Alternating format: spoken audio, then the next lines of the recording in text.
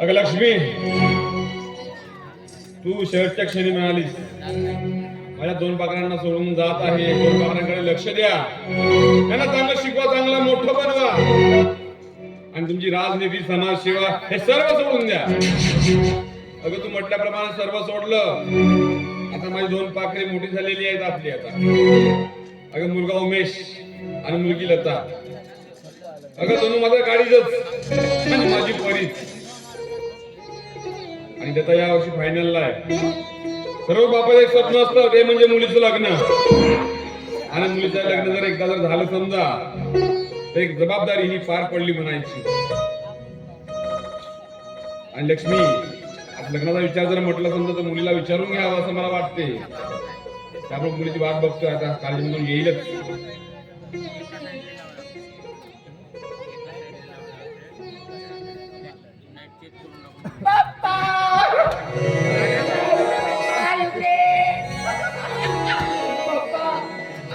खूपच खुश आहे. तुम्हाला माहितीये का, आज इतका आनंद होतोय मला ना की खूपच. आज महाशिवरात्र पण होती आणि तसे कॉलेजमध्ये गेले ना, गॅदरिंग पण झाली तिथे. आणि प्रथमच पेपर मध्ये सुद्धा फर्स्ट आले. अगं माझी मुलगी आहे आणि माझी मुलगी म्हटल्यावर पेपर मध्ये फर्स्ट मार्कशीटच नाही का? पेपर मध्ये पण फर्स्ट आली, लावणी शो मध्ये पण फर्स्ट आली आहे आणि गॅदरिंग मध्ये फिरायला गेली तिथे पण फर्स्ट आली आहे. आनंदाची बाब आहे. पण पप्पा, तुम्ही ना दरवर्षी नुसतं मला ना खोटच बोलत राहता, पण मला अजून एकही गिफ्ट दिलाच नाही तुम्ही. अरे बेटा, तुला काय हवं सांग मला. मला मला काही नको. ती वाली पिंक कलरची फक्त स्कूटी हवी आहे. ती वाली तुला हवी आहे? हो, दिल्ली. पप्पा मला माहितीये तुम्ही ना माझ्यासाठी काहीच कमी केलं. अगं तू माझी मुलगी आहेस आणि माझी मुलगी म्हटल्यावर जगातल्या कोणत्या मुलीला काही मिळालं नसेल, पण तुला सर्व काही मिळेल. आणि तुझ्यासाठी हा बाप काही करेल. पण तुला जे हवं आहे ना ते मिळवून देण्यात नेहमी प्रयत्न करतो. पप्पा पण खरंच ना, आता तुम्हीच बघा ना, आज जरी आई असती तर तिला किती आनंद झाला असता. तेव्हा घरी आई निघून गेली आणि आई नसताना देखील तुम्ही मला इतकं माया लावून मला प्रेम दिलात ना की पप्पा, तुम्ही जितकं काही तुमचे उत्तर मानावेत ना तितकं काही कमीच आहे. तरी पण मला आईची माया आणि पप्पाचं प्रेम कधीच मला कमी पडू दिलं नाही. पप्पा पप्पा असं नाहीत ना, बिलकुल तुमच्यासारखे. पण पप्पा, मी ना साठी खूपच थकली आहे. आता काय राहिले, किती ठोकून आहे मी. आता मी तुझी सर्व गोष्ट मानतोय. तुम्हाला जे जे मागते ते मी तुला पुरवतोय. बरोबर आहे का नाही? पप्पाचे स्वप्न आहे. पप्पाचे स्वप्न म्हणजे कशी, एखादी राजा यावा, माझ्या मुलीला डोलीत बसवून न्यावं.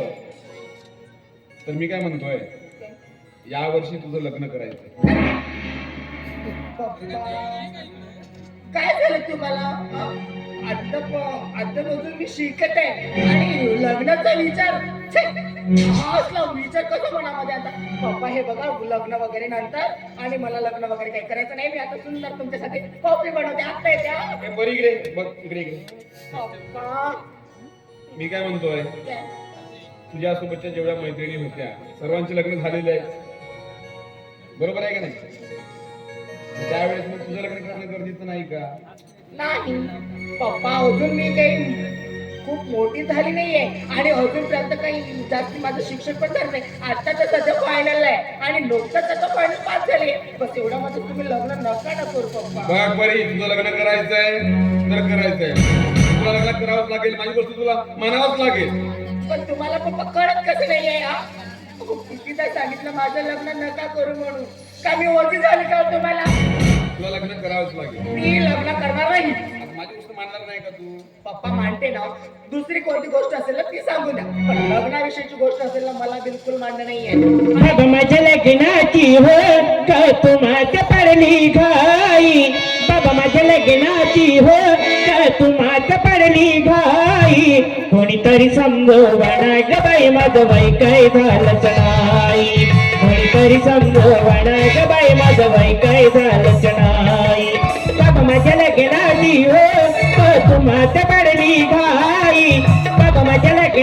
लग्नाची हो का तुम्हात पडली घाई कोणीतरी समजवण ग बाई माझं बाई काय झालंच नाही कोणीतरी समजवण ग बाई माझं बाई काय झालंच नाही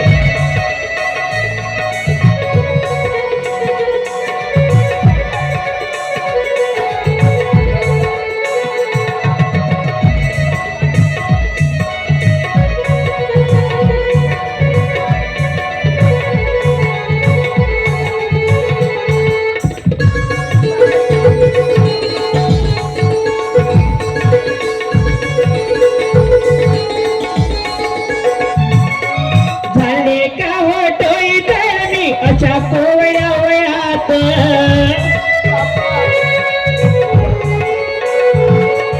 झाले का हो टोई तर मी अशा कोवड्या वयात नुकतंच पहिलं पाऊल पडलं तरुणपणात काय कुठे मी चुकली माझं मलाच कळलं नाही काय कुठे मी चुकली माझं मलाच कळलं नाही कोणीतरी समजवण ग बाई माझं बाई काय झालंच नाही कोणीतरी समजवण ग बाई माझं बाई काय झालंच नाही बाबा माझ्या लग्नाची हो का तुम्हात पडली घाई बाबा माझ्या लग्नाची हो का तुम्हात पडली घाई कोणीतरी समजवण ग बाई माझं बाई काय झालंच नाही कोणीतरी समजवण ग बाई माझं बाई काय झालंच नाही कोणीतरी समजवण ग बाई माझं बाई काय झालंच नाही कितीदा सांगितलं बाबा मला लग्न नाही करायचं आहे म्हणून एकुलती एक मुलगी असून सुद्धा तुम्ही तिच्या लग्नाचा विचार करताय मला शिकायचंय खूप मोठं व्हायचंय का कळते तुम्हाला मी काय म्हणतो फायनल झालाय माझं स्वप्न होतं का माझी मुलगी फायनल पर्यंत शिकायला पाहिजे आणि फायनल झाल्यानंतर तुझं लग्न करायचं मी ठरवलं होतं आणि परत जेव्हा तुझ्या मैत्रिणी होत्या सर्वांचे लग्न झालेले आहेत आणि तू फक्त एकटीच मुलगी आहे त्यावेळेस लग्न मठात एक वय असते मर्यादा असते त्या मर्यादेमध्ये आपल्याला राहून लग्न करावं लागतं त्यामुळे ती माझी जबाबदारी आहे आणि त्याच्यामुळे तुला लग्न करणे गरजेचं आहे पण पप्पा सगळे माझ्या मैत्रीचे लग्न झाले मी मानते ना पण माझं शिक्षण अजून संपलेलं नाहीये ना मला लग्न बिलकुलच करायचं नाही पप्पा. आणि तुम्ही काही जरी म्हटलात ना तरी मी लग्नाला तयार होणार नाहीच हे लता हा तुझा बाप रघुनाथ पाटील आहे एखादी गोष्ट जर ठरवलं असेल तर ती पूर्ण केल्याशिवाय थांबत नाही आणि तुला चांगला त्यांना माहिती आहे तुझा बाप जेवढा प्रेम तुझ्यावर करतोय राग तेवढाच भारी आहे त्यामुळे तू हो म्हणशील तरी लग्न करावंच लागेल नाही म्हणशील तरी लग्न करावे लागेल आणि तुझा बाप एकदा ठरवलेली गोष्ट कधी थांबवत नाही हे तुला चांगलं त्यांना माहित आहे मी लग्नाला तयार होणार नाही आणि तुम्ही किती काही जरी म्हटलात ना पप्पा तरी मी लग्न बिलकुल करणार नाही करणार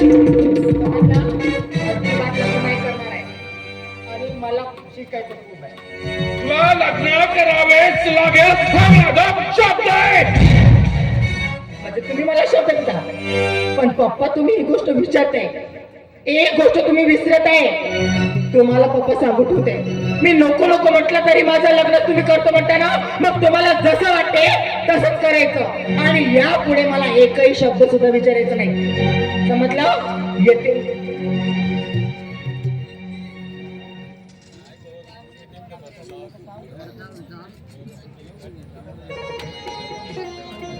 मुलीला आई नव्हती एकदम लाडा जास्त जरा लाड नाही त्याच्यामुळे कधी कधी माणसाला रागही करावं लागतं आणि रागही करणं अनिवार्य आहे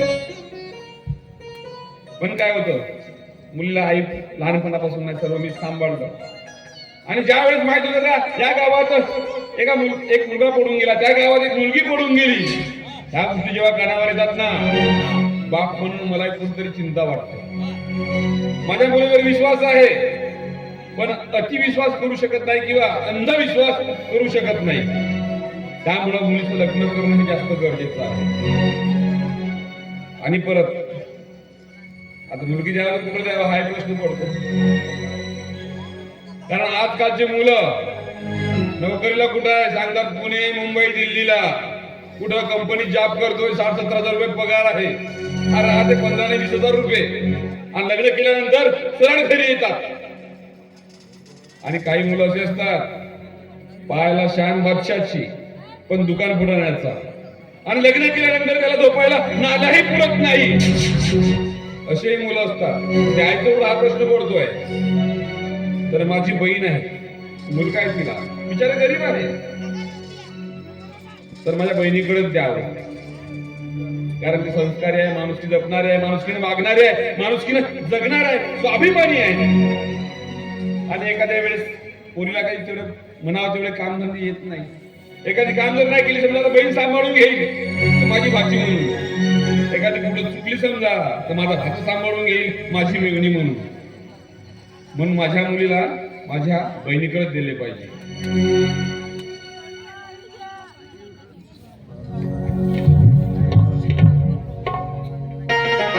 वाईट बंद करत जा.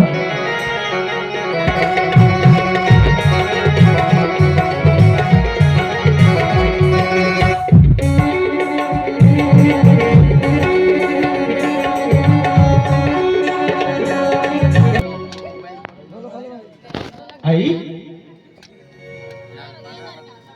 अगं ए आई,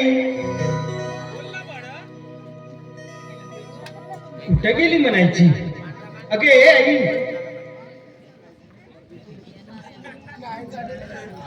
अगं ए ताई, अगं सांग ना. दादा कशाला आवाज देऊ राहिले तू? अगं माझी आई कुठे गेली ग? तुला काय करायचंय? अगं सांग ना. ए ताई, खरं सांग ना. अगं मला माझ्या आईशी महत्वाचं बोलायचं आहे ग. ए ताई, ए ताई सांग ना. खरं खरं सांग ना ग, माझी आई कुठे गेली ग?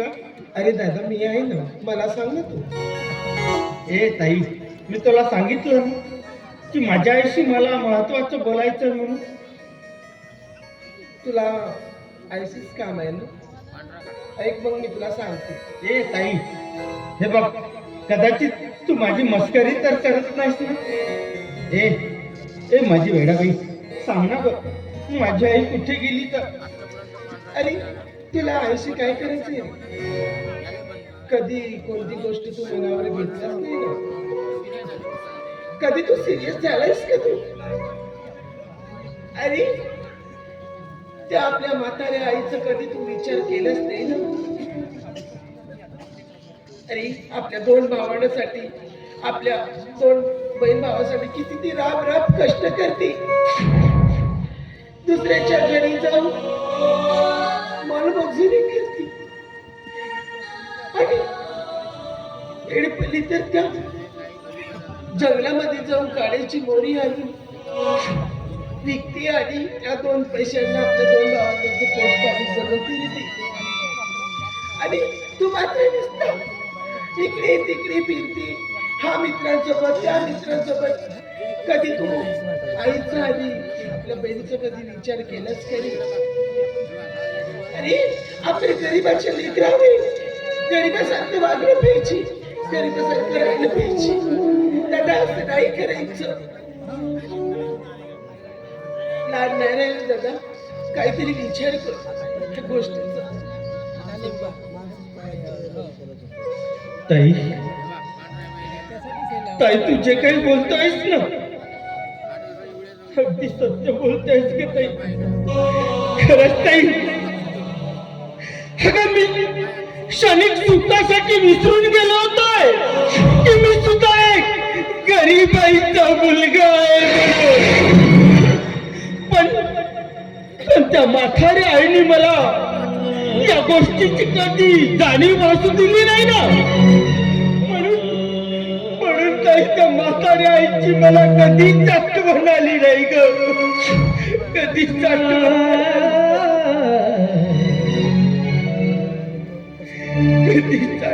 आली नाही. असा नाराज होत चालला नाही. अरे तुला उभं व्हायचंय. नेका भाऊ होणार राजा, नेका भाऊ होणार राजा.